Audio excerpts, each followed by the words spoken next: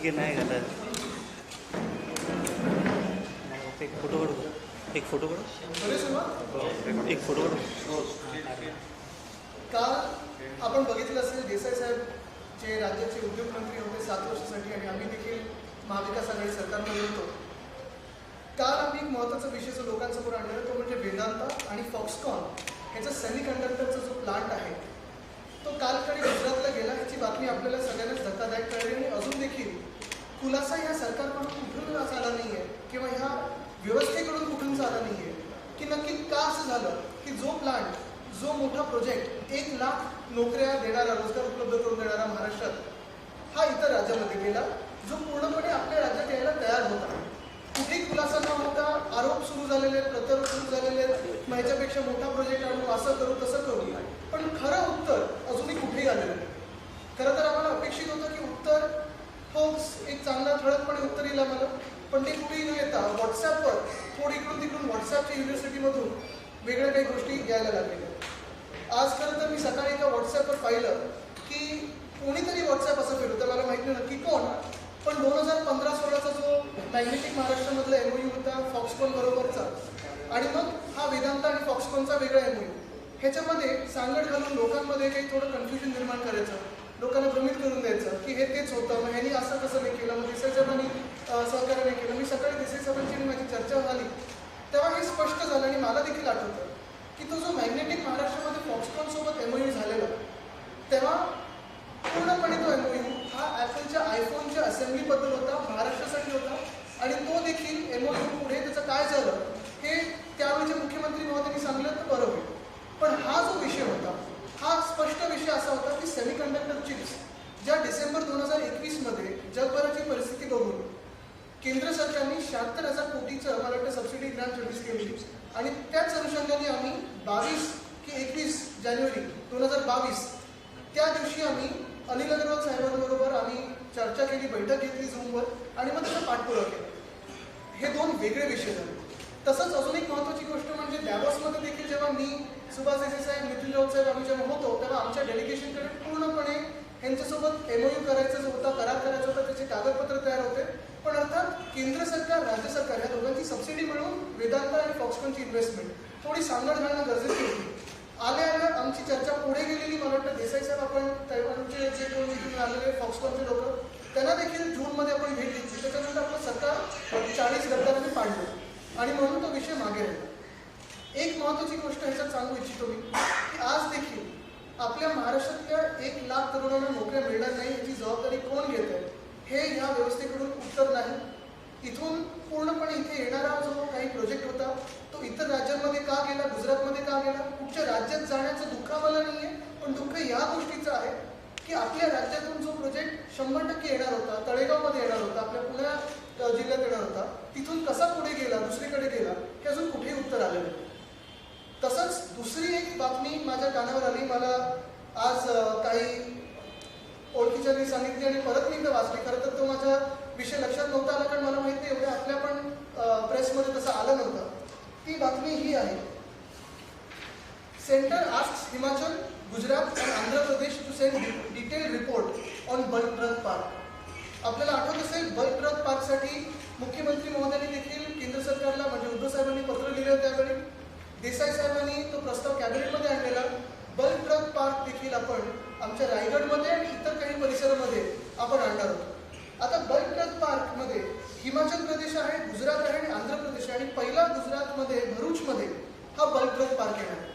मागणी ही महाराष्ट्राने पहिली केली आहे. परत एकदा ही बातमी मला सप्टेंबर 2 की 3ची आहे. म्हणजे आत्ताचे ह्या व्यवस्थेत स्वतःला घोषित करणारे मुख्यमंत्री महोदय घराघरा वेगळ्या वेगळ्या मंडळांना भेटी देत होते, अनेक ठिकाणी फिरत होते. पण कदाचित आत्ताच्या उद्योगमंत्र्यांना पण हा विषय माहिती नसेल किंवा मुख्यमंत्री महोदयांना पण माहिती नसेल विषय की हे देखील मोठा प्रस्ताव जो होता, मोठा प्रोजेक्ट जो होता, महाराष्ट्रासाठी जो उपयोगी होता, महाराष्ट्राचा ज्याच्यावर पहिला हक्क होता तो आपल्या राज्यातून निघून गेलेला आहे. आता हे पूर्णपणे किती खरं आहे किती खोटं आहे हे मला वाटतं उद्योगमंत्र्यांकडून मला उत्तर अपेक्षित आहे. कदाचित ते हे बोलू शकतात की हा विषय आरोग्य खात्याचा आणि मग आरोग्य खाता सांगू शकतात की हाटकिन नावाच्या माणसाला विचार. आता ह्याच्यात मला जायचं नाहीये, पण हे सगळं जे काही चाललेलं आहे हे महाराष्ट्राची खरं तर मान शर्मेनी खालती घालण्याचा प्रकार सुरू आहे. कालचा जो प्रस्ताव होता, जसं वेदांत आणि फॉक्सकॉन एवढा मोठा प्रोजेक्ट म्हणजे 2 लाख कोटी. खरं तर देसाई साहेब, मी आजच एक चॅनलच्या ट्विटरवर बघितलं की सध्याचे जे मुख्यमंत्री आहेत त्यांनी वेदांताचा एकेरी उल्लेख करून की तो वेदांत आलेला आणि 4 लाख कोटीचा प्रस्ताव घेऊन आलेला, तो आपल्या महाराष्ट्रातच येणार आहे असं हाऊसमध्ये सांगितलं, फ्लोर ऑफ द हाऊसवर सांगितलं. हे म्हणजे उद्योग जगातील मोठ्या लोकांचं किंवा कंपनीचा एकेरी उल्लेख असेल किंवा 2 लाख कोटीचा प्रस्तावाला 4 लाख कोटी म्हणणं आणि तोही हातातून घालवणं, हे नक्की कुठच्या सरकारला शोभणारं आहे हे मला माहिती नाही. खरं तर कुठच्याही दुसऱ्या व्यवस्थेत, कुठच्याही दुसऱ्या सरकारमध्ये मुख्यमंत्री महोदयांनी उद्योग मंत्र्याचा राजीनामा मागितला असता की 2 लाख कोटी आणि 1 लाख रोजगार उपलब्ध करून देणारे जे असे उद्योग आहेत ते 100% आपल्या राज्यात जे येणारे आहेत ते तुम्ही असे जाऊ कसे देऊ शकता. दुसरा विषय जो मी आज सांगितलं तो बल्क ड्रग पार्कचा आहे. त्याच्यात थोडी माहिती ती आहे जे मी सांगितलं की महाराष्ट्राचा पहिला हक्क आहे. जो आमचा प्रस्ताव होता तो हाच होता, कारण आपण फार्मास्युटिकल आउटपुट जो आहे आपल्या देशातला त्याच्यातून 20% हा महाराष्ट्रातून जातो. सगळ्यात मोठा वॅक्सिन प्रोड्युसर सिरम असेल आणि इतर काही असतील ते आपल्या महाराष्ट्रात आहे. तिसरी गोष्ट आणि सर्वात महत्त्वाची म्हणजे जे काही ग्लोबली अप्रूव्ड प्लांट्स असतील, मग FDA असतील, EU असेल, सगळ्यात जास्ती हे आपल्या राज्यात आहे. आपल्याकडे सप्लाय चेन चांगली आहे, कोल्ड स्टोरेज चांगलं आहे, पोर्टचं जवळ आहे, एक्सपोर्ट्स आपल्याकडून जास्त येतं आणि एक्सपोर्ट प्रिपेअरनेसमध्ये नीती आयोगाच्या रँकिंगमध्ये आपला 2 नंबर आलेला आहे महाराष्ट्राचा. हे एवढं सगळं असताना मग आपण जो प्रस्ताव दिलेला बल्क ड्रग पार्कचा हा देखील आपल्या हातातून निघून जातो. म्हणजे एक आश्चर्याची गोष्ट ही मला वाटायला लागलेली आहे की ज्या ज्या प्रस्तावावर आम्ही पूर्णपणे मेहनत घेतली, काम करत आलो, देसाई साहेब असतील, मी असेल, पूर्ण मंत्रिमंडळ असेल, मुख्यमंत्री महोदय असतील, उपमुख्यमंत्री महोदय असतील, महसूल मंत्री महोदय असतील, सगळ्यांनी मेहनत घेऊन आपल्या महाराष्ट्रात हा खेचून आणण्याचा जो प्रयत्न केला, तर हे नवीन जी काही व्यवस्था आहे, मी सरकार मानत नाही कारण ही घटना बाहेर, पण ही व्यवस्थेने बरोबर ते पळवून लावलेलं. म्हणजे एक प्रकार तुम्ही बघा, खरं तर डॅव्हॉसला जेव्हा मी, सुभाष देसाई साहेब असतील, नितीन राऊत साहेब असतील, आम्ही जेव्हा गेलेलो तेव्हा आमच्यासोबत 6 वेगळे राज्य होते. आमच्या पॅव्हिलियनच्या बरोबर समोर आपल्या देशाचं पॅव्हिलियन होतं, म्हणजे केंद्र सरकारचं होतं आणि आम्ही सगळे एकत्र काम करत होतो. एक सुद्धा इन्व्हेस्टमेंट कुठचीही केंद्र सरकारच्या परवानगीविना येऊ शकत नाही आणि तसंच आम्ही पाठपुरावा नीट करून रितसर परवानगी घेऊन आमचं वेगळं विचारधारेचं जरी सरकार असलं इथे तरी देखील केंद्र सरकारबरोबर नीट जे काही सांगड घालायचे असते ते करून आम्ही 80,000 कोटी त्या 3 दिवसात डॅव्हॉसमधून इथे आणले महाराष्ट्रात. जर आम्ही शिवसेना, राष्ट्रवादी काँग्रेस असं महाविकास आघाडीचं सरकार केंद्र सरकारबरोबर नीट जे काही बोलणी आहेत ते करून, पाठपुरावा करून या सगळ्या गोष्टी महाराष्ट्रासाठी आणू शकतो, मग नक्की ह्या व्यवस्थेचं काय चुकतं आहे की प्रत्येक गोष्ट जी महाराष्ट्रासाठी मोठी आहे, चांगली आहे, ती निघून जाते. आणि काल पण मी जो उल्लेख केला तो म्हणजे एअरबसचा. आता एअरबसचा मोठा प्रस्ताव आहे, एअरबसचा मोठा प्रोजेक्ट आहे, तो देखील मला वाटतं पाठपुरावा करणं गरजेचं आहे. मी आपल्याच मार्फत विनंती करेन मुख्यमंत्री महोदयांना की पाठपुरावा लवकरच सुरू करा, कारण नवरात्री येणार आहे, मग आपल्याला वेळ नाही मिळणार. गरबा, दांडिया, मंडळ तिथे घराघरा फिरायला लागणार आहे 4 वाजेपर्यंत वगैरे सकाळी. तर हे सगळं सोडून जरा थोडं कामावर लक्ष देणं गरजेचं आहे आणि हीच माझी विनंती आहे. दुसरी एक गोष्ट महत्त्वाची स्पष्टीकरण मला करायचं आहे, थोडा विषय वेगळा तरी देखील. आज परत मी एक बातमी वाचली की सिंधुदुर्ग सम्राट बाळासाहेब ठाकरे क्लिनिक हे मुंबईत जे सुरू होणार आहे ह्याचं श्रेय ते घेण्याचा प्रयत्न करत आहेत. त्यांनी घ्यावा श्रेय, त्यांनी उद्घाटन करावे, काही प्रॉब्लेम नाही.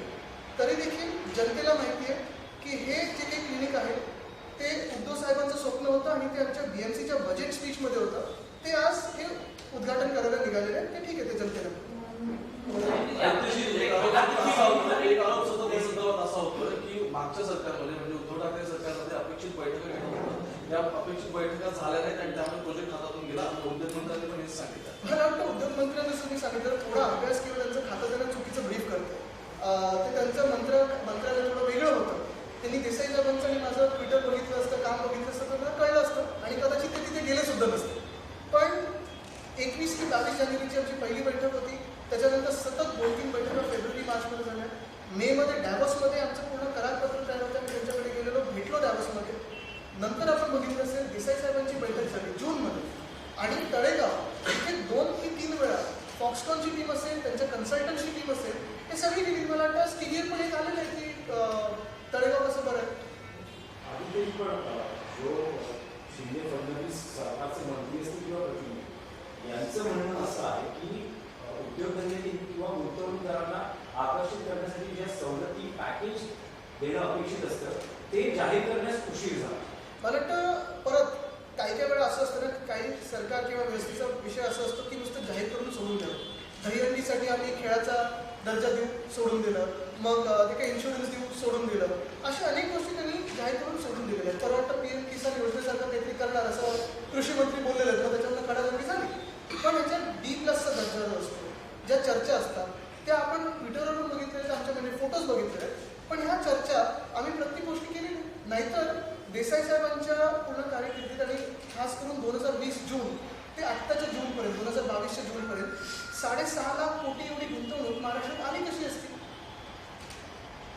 तुमच्या सरकारने सगळ्यात लुक्रेटिव्ह इन्सेंटिव्ह पॅकेज दिले होते, मात्र आता गुजरातमध्ये जे पॅकेज मिळालेलं आहे या कंपनीला ते तितकंच आहे, त्याच्यापेक्षा जास्त आहे. याबद्दलची काही माहिती मिळालेली आहे का?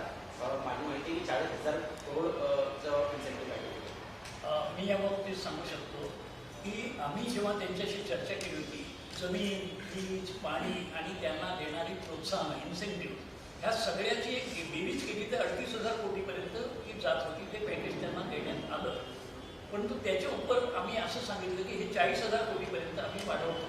त्याच्यावर त्यांची काही ते कमी पडतं वगैरे काहीच बोलणं नव्हतं, व्यवस्थित होतं. आता माहिती अशी मिळते की गुजरातचं ॲक्च्युली पॅकेज हे त्यापेक्षा कमी आहे. एवढं नाही, मला मिळालेली माहिती आहे की 12,000 कोटींनी ते कमी आहे गुजरातचं पॅकेज. तरीसुद्धा गुजरातमध्ये का गेलं तर ह्याचा अर्थ हा निर्णय पूर्णपणे राजकीय आहे. केंद्र सरकारच्या दबावामुळेच फक्त हे झालेलं आहे, बाकी दुसरा कुठलाच अर्थ याच्यात निघत नाही, दुसरा संबंधच येत नाही. आणि याच्याबद्दल आणखी जे काही त्यांनी जो गोंधळ निर्माण करायचा प्रयत्न केला की MOU झालेला असताना कसा गेला, तर MOU 2015मध्ये झाला, तेव्हा मी उद्योगमंत्री होतो, परंतु देवेंद्र फडणवीस हे मुख्यमंत्री होते. आणि त्या MOUमध्ये स्पष्टपणे उल्लेख आहे की ॲपल कंपनीचं आयफोनचे असेंब्ली करण्याचा हा उद्योग फक्त फॉक्सकॉन, एकटी फॉक्सकॉन कंपनी करणार. आणि त्यावेळेला त्यांचे टेरी गाव नावाचे अध्यक्ष हे तैवानहून आले होते आणि त्यांच्या भेटीगाठी वर्ल्ड ट्रेड सेंटरमध्ये कार्यक्रम, त्यानंतर मग अनेक जण नेत्यांच्या बैठका, भेटी असं सगळं झालं होतं. आता जो गेली वर्ष दीड वर्षाची चर्चा चालू आहे तो प्रकल्प पूर्णपणे वेगळा आहे, त्याचा MOU झालेला नाही. आणि तो प्रकल्प हा सेमी कंडक्टर्स, चिप्स ह्या तयार करण्याचा आणि त्याचबरोबर डिस्प्ले फॅब ह्याच्या मॅन्युफॅक्चरिंगचा हा प्रकल्प आहे. हा विषयच वेगळा आहे. आणि ह्या ज्या सगळ्या चर्चा झाल्या होत्या ज्याचा उल्लेख माननीय आदित्य यांनी केला, त्याप्रमाणे जानेवारीमध्ये ही चर्चा सुरू झाली.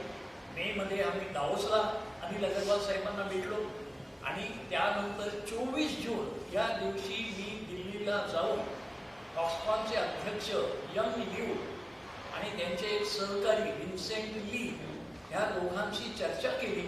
त्यामध्ये त्यांनी मनुष्यबळाची जास्त सखोल चौकशी केली आणि त्यानंतर आम्ही त्यांना निमंत्रण दिलं की आपण आता हे थोडं सगळं समाधान झालेलं आहे तर मुंबईत येऊन आमच्याशी MOU करावा, हे आम्ही त्यांना निमंत्रणही दिलं. त्यामुळे पुढचा टप्पा 24 जूनचा नंतरचा त्याची वाट बघत होतो, परंतु आमचं सरकारच राहिलं नाही. त्यामुळे ॲक्टिव्हली काही करावं अशी आमची परिस्थिती नव्हतीच. आता हे जे सगळं झालेलं आहे ह्याच्या पार्श्वभूमीवर एक गोष्ट लक्षात घ्या, तारखा ज्या सांगितल्या मी, 26 जुलै हा दिवस महत्त्वाचा आहे. 26 जुलै या दिवशी फॉक्सकॉन वेदांता समूह याचं एक मोठं शिष्टमंडळ मुंबईत येऊन मुख्यमंत्री एकनाथ शिंदे आणि उपमुख्यमंत्री देवेंद्र फडणवीस यांना भेटलं. या सविस्तर चर्चेनंतर एक चांगलं प्रसिद्धीपत्रक सरकारने अधिकृतपणानं प्रसारित केलेलं आहे. त्याच्या सगळ्या बातम्या माध्यमांवर आलेल्या आहेत, छापून आलेल्या आहेत आणि त्यामध्ये 1,69,000 कोटींची गुंतवणूक महाराष्ट्रात येत आहे. तळेगाव पुणे जिल्ह्यातले आणि नागपूर जिल्ह्यातली बुटीबोरी या ठिकाणी हा प्रकल्प होणार. त्याच्यातून 1 लाख ते 2 लाख एवढी रोजगार निर्मिती होईल असे ढोल बनवण्यात आलेले आहेत त्या पत्रकातून. त्यावेळेला महाविकास आघाडी की काय उणीव झाली, काय कमी पडलं, काय प्रयत्न तोकडे पडले असा कुठेही उल्लेख नाही आहे. त्यांनी फक्त आम्ही हे करतो आहोत अशा प्रकारचे एक ढोल वाजवले आणि मग जर ते झालं तर त्याच्याला पुष्टी जोडलेली आहे की ह्या प्रकल्पाला केंद्र सरकारचं सहकार्य मिळत आहे. मग हे सहकार्य गेलं कुठे? हेच का ते सहकार्य? केंद्र सरकारचा हाच का आशीर्वाद की ते गुजरातचा सगळा प्रकल्प जाणं? किंवा हे जे काही आता जे बोललं जात आहे ते कातडी बचाव करण्यासाठी हे प्रयत्न होत आहेत, परंतु लोकांना कळून चुकले. आम्हाला याच्यामध्ये खंत एवढीच आहे की महाराष्ट्रातल्या युवक युवतींना एवढ्या मोठ्या संख्येने रोजगार मिळणार होते आणि रोजगार निर्मितीला त्याचबरोबर उद्योगाला मोठी चालना मिळणार होती. तो प्रकल्प फार चांगला प्रकल्प, इतके सगळे प्रयत्न करूनही अगदी शेवटच्या टप्प्यात असताना हा निघून गेलेला आहे. आणि दुसरी धक्कादायक गोष्ट जी माननीय अध्यक्षांनी आताच सांगितली की बलप्रत पार्क ह्याच्याबद्दल केंद्र सरकारने सगळी माहिती आपल्याकडून मागवली आणि महाराष्ट्राची सगळी परिस्थिती बरोबर आहे अशा प्रकारचं त्यांच्याकडून उत्तरी आलं असताना आता तोही प्रकल्प गुजरातकडे गेलेले आहे. आंध्र प्रदेश, हिमाचल प्रदेश आणि तिसरं राज्य गुजरात, त्याच्यातही महाराष्ट्राच्या तोंडाला पानं पुसली गेलेली आहे. मला आता भीती अशी वाटते की पुढच्या काळामध्ये असेच जर प्रकल्प जात राहिले तर हे जे सरकार आहे, नेबरहूड सरकार, हे मान घालून सगळं सहन करत राहील. त्यांची तिथे बोलण्याची हिंमत सुद्धा होणार नाही. हे अजूनही माझं तर त्यांना आव्हान आहे किंवा आव्हान आहे म्हणा की हा प्रकल्प महाराष्ट्रात येणं हे न्याय्य होईल आणि त्यासाठी त्यांनी प्रयत्न जरूर करावा. आमच्याकडून त्यासाठी जर कोणती काही मदत पाहिजे असेल तर ह्या विषयाला महाराष्ट्राच्या उद्योग वाढीसाठी आमचा सदैव पाठिंबाच असेल. दोनच गोष्टी महत्वाच्या आहेत. एक, जसं मी सांगितलं, कालच्या अजून प्रश्नाला उत्तर कुठूनही आलेलं नाही. आणि दुसरं म्हणजे बलप्रत पार्क देखील आपल्या हातातून निघून गेलेला आहे. हे उद्योग मंत्री महोदयांना माहिती आहे का आणि त्याच्यावर त्यांची काय प्रतिक्रिया आहे? मला वाटतं हे आपण विचारायला पाहिजे. काल जे मी बोललो ते परत बोलेन. बाजीगर मध्ये डायलॉग काय? जीत के हारने वाले को हार के जीतने वाले को बाजीगर कहते. पण इथे काय? जीत के हारने वाले को खोके सरकार कहते. बलप्रत पार्क मध्ये मला वाटतं राज्य सरकारची जी इन्व्हेस्टमेंट होती ती 3,500 कोटीची होती, तशीच केंद्र सरकारची येणार होती. आणि साधारणपणे जर आपण बघितलं तर सगळ्या पॉलिसी इन्सेंटिव्ह वगैरे बघून मोठा हा प्रोजेक्ट आहे. तरी देखील महाराष्ट्रासाठी खूप महत्त्वाचा आहे, कारण सगळ्यात महत्त्वाची गोष्ट म्हणजे CETP असेल किंवा ज्या काही एन्व्हायरमेंटच्या गोष्टी असतील किंवा जे लोकेशन होतं, एअरपोर्टच्या जवळ असेल, नावाशेवाच्या जवळ असेल आणि समुद्राजवळ, आणि 394 फार्मसी कॉलेजेस आपल्या महाराष्ट्रात आहेत. म्हणजे location wise, technicality wise, talent pool wise महाराष्ट्राला कुठच्याही राज्याच्या बीट करू नाही शकत. आणि मी हे काल पण बोललो, मी डॅवोसमध्ये पण बोललोय की इन्व्हेस्टमेंट कुठच्या राज्यात यावी याचा मला आक्षेप नाही आहे. महाराष्ट्राच्या किंवा देशाच्या प्रत्येक कानाकोपऱ्यात इन्व्हेस्टमेंट आली पाहिजे. महत्त्वाचं आहे की प्रत्येक ठिकाणी तिकडच्या स्थानिक भूमिपुत्रांना, बेरोजगारांना रोजगार उपलब्ध झाला पाहिजे. तरी जेव्हा महाराष्ट्रासारखं राज्य असेल, आपण आपले मेरिटवर पुढे आणण्याचा प्रयत्न करतो.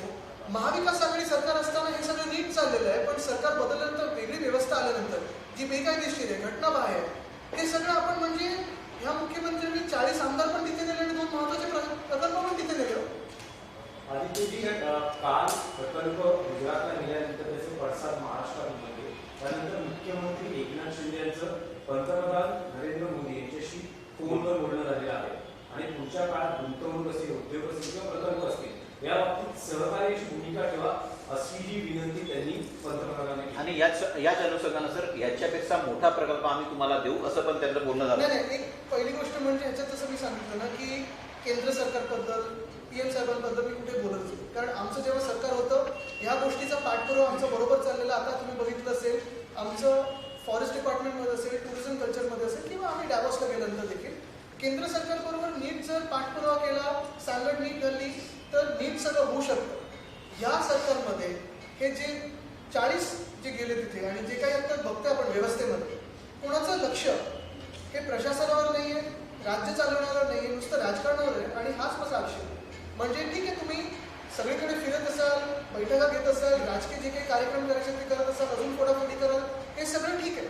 पण हे सगळं होत असताना तरुण मुलामुलींचे जे 1 लाख काल रोजगार आपल्या महाराष्ट्रातून निघून गेले, या बलप्रत पार्कमधून तेवढेच मला वाटतं 70,000-80,000 रोजगार ते जे निघून गेलेले आहेत, त्याला उत्तर कोण देणार आणि जबाबदार कोण आहे? कारण आमचं सरकार जर असतं तर आम्ही केंद्र सरकारशी पाठपुरावा करून हे प्रोजेक्ट्स आणले असते. तसं इकडच्या सरकारने तिकडच्या सरकारचं बोलणं होतं. मोर्चा आयोजित केलेले आहे, स्वाक्षरी मोहीम आयोजित केलेली आहे, सामील व्हायचं आवाहन देखील करण्यात आलेलं. काय आता काय झालंय, तरुणांना तेवढंच हातात राहिलेलं आहे, कारण रोजगार जे होते घटना आहेत. अजूनही महाराष्ट्रातला तरुण शांत आहे, पण त्या पेशन्सचा अंत पाहू नका. असे रोजगार जर आपल्या महाराष्ट्रातून निघून जायला लागले तर आपल्या खोट्या आश्वासनावर कोणीच विश्वास ठेवणार नाही. जसं आमच्यासोबत तुम्ही गद्दारी केली तसंच महाराष्ट्राच्या तरुणांबरोबर तुम्ही गद्दारी केली हे लोकांसमोर येईल. आपण एक उल्लेख केला मुख्यमंत्र्यांनी राजीनामा दिला. आपने बात की बात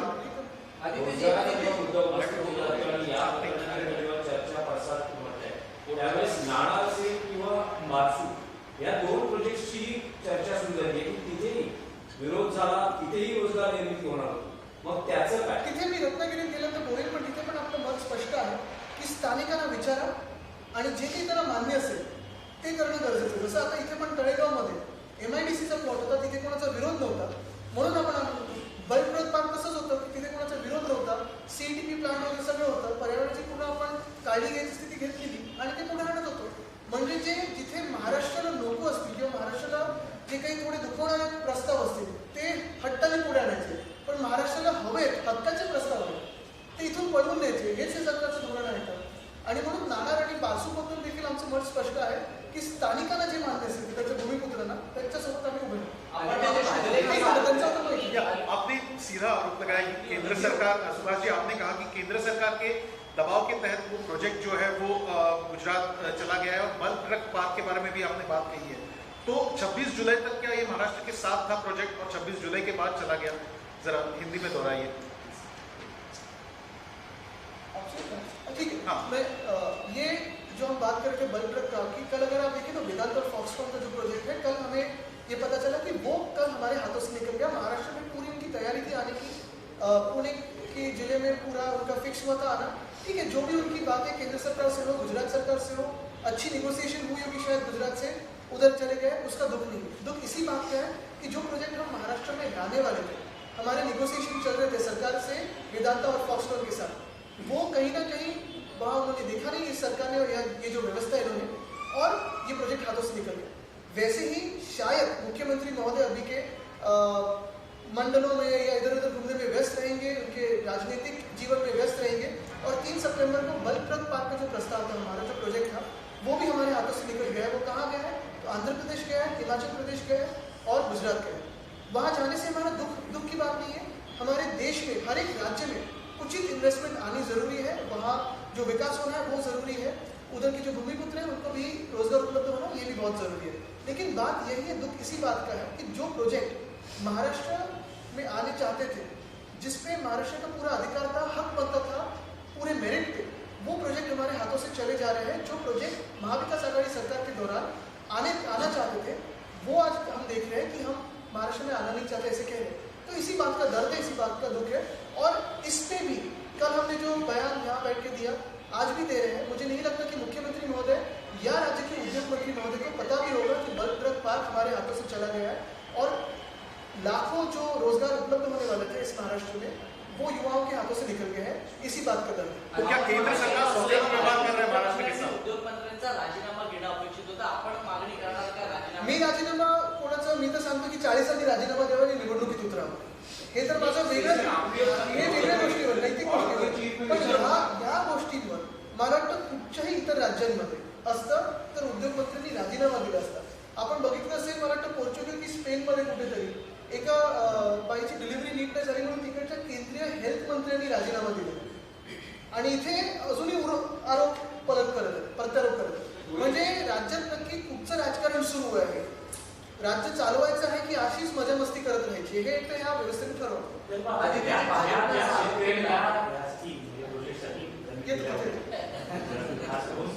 तळेगावमध्ये बॉक्स वगैरे नाही येत. त्या शेतकऱ्यांनी आता आंदोलन करण्याचा इशारा दिलेला आहे, कारण हा प्रकल्प आमच्यासाठी खूप गरजेचा होता आणि इतर भूमिकांसाठी. नक्कीच आपण बघितलं असेल, जसं आता देसाई साहेबांनी गेल्या 7 वर्षात जेवढी इथे इन्व्हेस्टमेंट आणली, उद्योगमंत्री म्हणून त्यांचं क्रेडिट आहे, तसंच तत्कालीन मुख्यमंत्र्यांना मी क्रेडिट देतो. पण ह्याचा हाच अर्थ लागतो ना की जबाबदारी कोणतरी घेऊन पुढे यायला पाहिजे. आता तुम्ही व्यवस्था ही चालवत आहात, विरोधी पक्षासारखं आमच्यावर आरोप करून चालणार नाही. तुम्हाला उत्तरं द्यायचे आणि व्हॉट्सअपमधून उत्तरं नाही द्यायचे आम्हाला. अधिकृत पेपरवर कागदपत्रावर उत्तर द्यायचे. नाही उत्तर सगळीकडे आपण बघतो ना, सकाळपासून नाही आमचं छोट्या बैठका नसतात. भाजपनं असा आरोप केलेला आहे की बॉक्स पाटीलचं महाराष्ट्रात प्रस्तावित होतं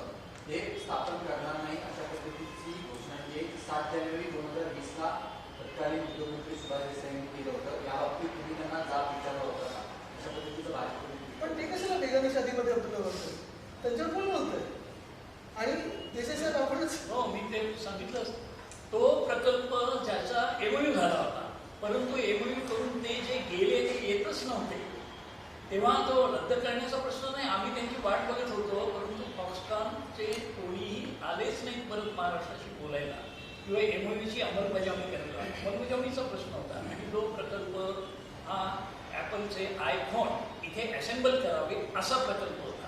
त्याची आणि ह्याची जी गल्लत घालतायत हे सर्विसवी चुकीचं आहे.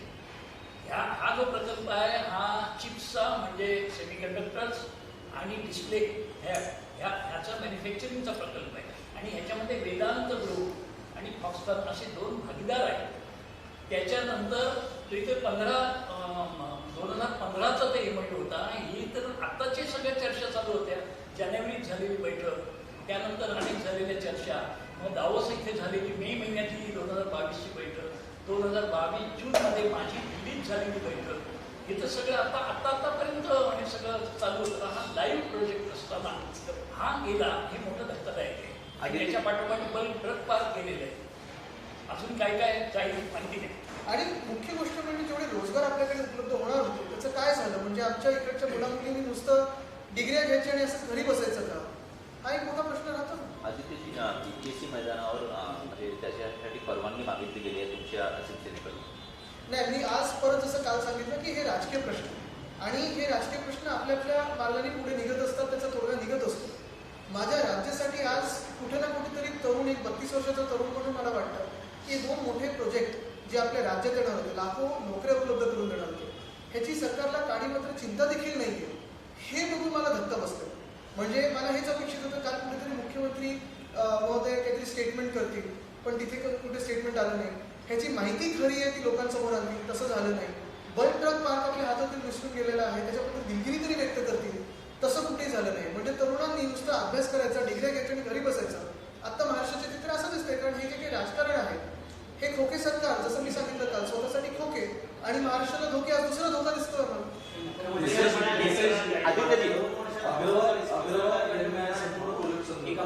आता तेच मला सांगायचं आहे की मुख्यमंत्र्यांचा जर अभ्यास बघा ना, ही पॉलिसीज मुळात चांगली पॉलिसी केंद्राची डिसेंबर 2021ची आहे, तर 2 वर्षाचा कुठे काढतो तुम्ही? गेल्या 7 महिन्यात आहे. आणि ज्या काही बैठका होत्या आमच्याकडे जे महिने राहिले 2022चे सरकारमध्ये, त्याच्यात आम्ही केलेलं. मग मुख्यमंत्री महोदयांनी हाऊसमध्ये का सांगितलं की 4 लाख कोटी? तर माहिती चुकीची सांगितली. हाऊसमध्ये 2 लाख कोटी तर 4 लाख कोटी सांगितलं. ट्विट का केलं? त्याचं श्रेय का घेतलं?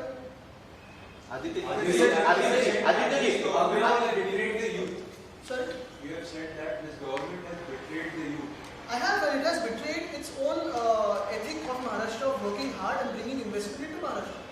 Maharashtra has always been the financial capital of India, and like I said before, I have no pain about investment going across the country. It has to go in every state because this country has to develop.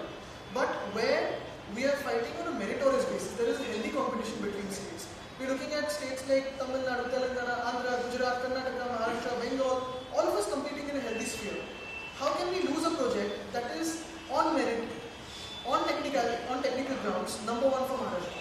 How can we lose that? It only means that the Chief Minister and the Industries Minister is completely unaware of what is happening in this sphere. And they are busy in politics, dirty politics, and not for working for the benefit of the state. Any other Chief Minister would have asked for resignation of Industries Minister. Absolutely, after losing a project of 2 lakh crores and 1 lakh jobs yesterday that I spoke about, and today another big project for the Bal Truck Park, we cannot expect the Chief Minister to garland the Industries Minister for sure. So there has to be some moral responsibility, and I think it is up to the youth now to decide whether they accept such a government. गोव्यातल्या राजकारणाचा प्रश्न आहे की आज गोव्यात operation lotus यशस्वी झालेला आपल्याला पाहायला मिळते. काँग्रेसचे 8 आमदार भाजपमध्ये गेलेले आहेत. नक्कीच, पण मी त्याच्यावरही बोलून आपल्या महाराष्ट्रातल्या तरुणांना रोजगार मिळणार नाही. आज मी एवढंच फोकस करेन की 2 महत्त्वाचे प्रोजेक्ट आमच्या महाराष्ट्रातून निघून गेलेले आहेत. त्याचं दुःख आणि त्याचं चीड त्याच्या मनात माझ्या आहेच.